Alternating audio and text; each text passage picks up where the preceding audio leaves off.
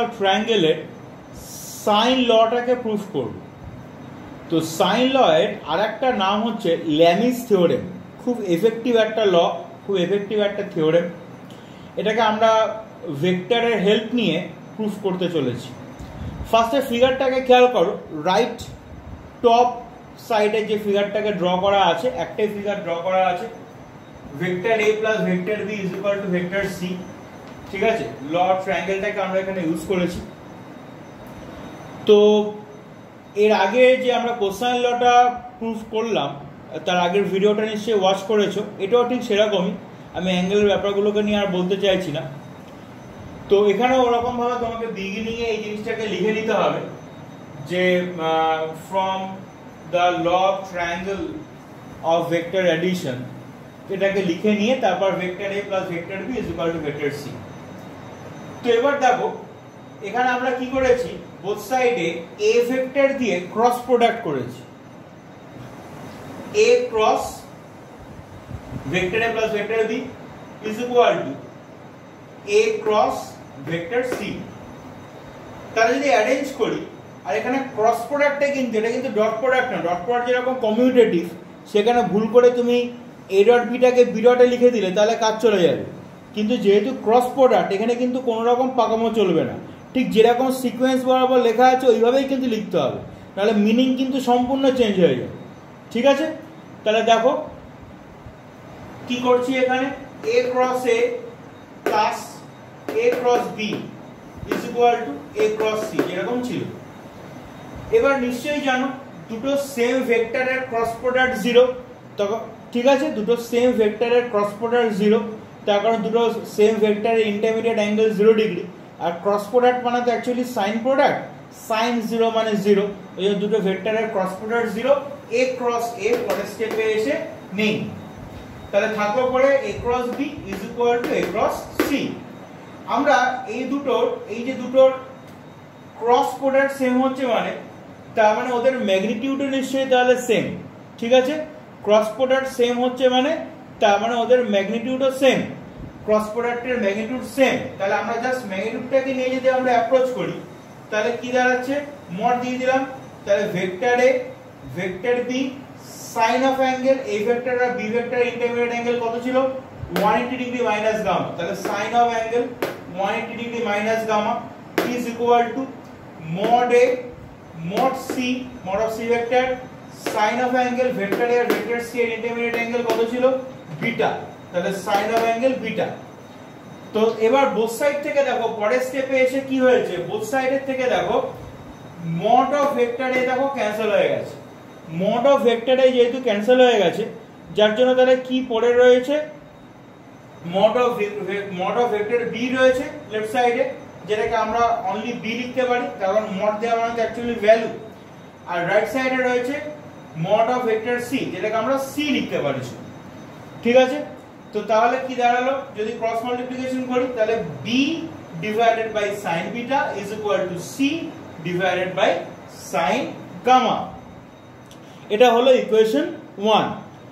এবার দেখো যদি আবার এই ইকুয়েশনটাকে যদি আমি বোথ সাইডে বি ভেক্টর দিয়ে ক্রস প্রোডাক্ট করি, মানে বি ক্রস যদি আমি করি, তাহলে কি দাঁড়াচ্ছে দেখো, বি ক্রস করছে বোথ সাইডে। ঠিক আছে, তাহলে B cross vector A plus vector B is equal to B cross vector C. ঠিক আছে, ঠিক পরের স্টেপে ওই রকম ব্যাপার, vector B cross vector A plus vector B cross vector B is equal to vector B cross vector C. Vector B cross vector B আবার 0 হয়ে যাচ্ছে, আবার মড ফেলে দুটোকে বোথ সাইডে ইকুয়াল করছি। ঠিক আছে, ম্যাগনিটিউড গুলো তাহলে পড়ে রয়েছে, তাহলে বোথ সাইড থেকে আবার mod of vector B cancel হয়ে যাচ্ছে।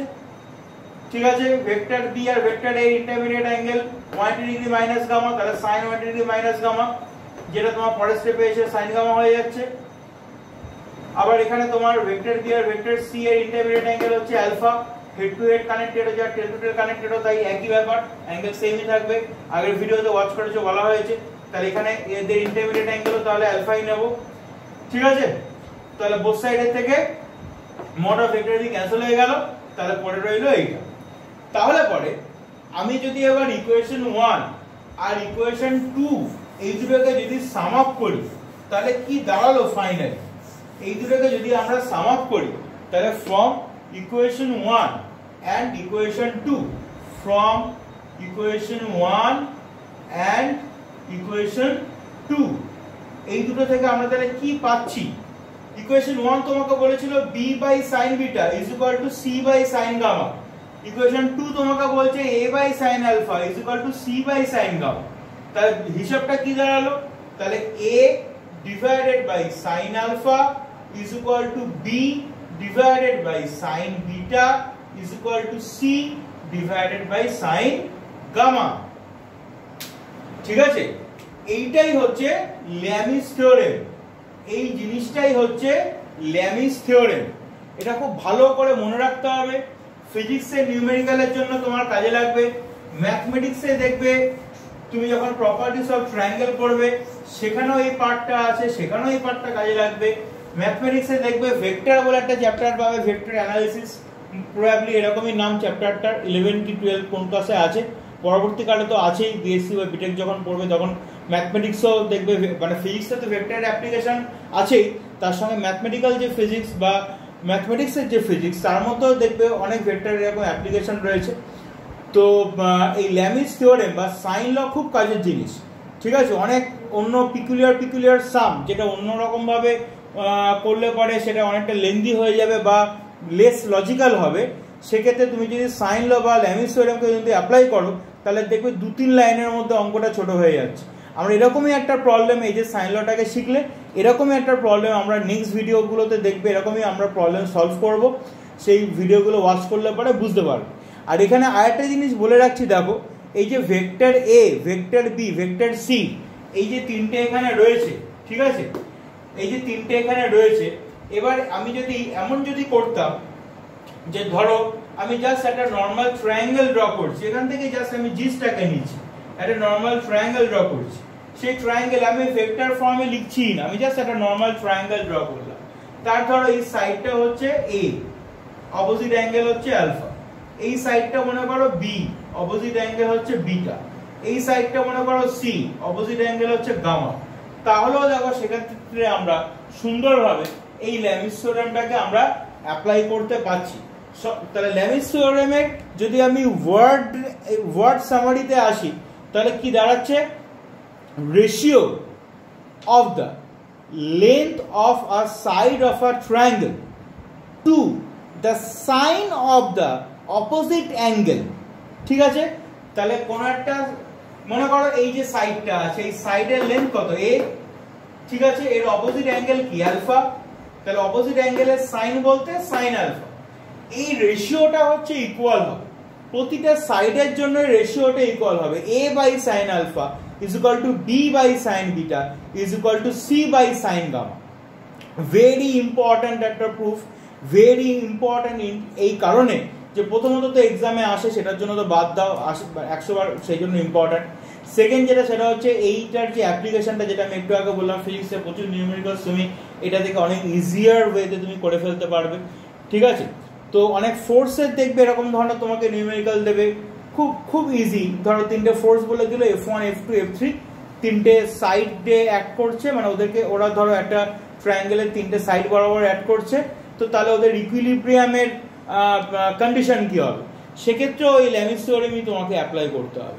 স্ট্যাটিক্স বলে একটা চ্যাপ্টার আছে আমাদের ফিজিক্সে, যেখানে আমরা ইকুইলিব্রিয়াম অফ দ্য অবজেক্টকে নিয়ে আমরা ডিসকাস করব।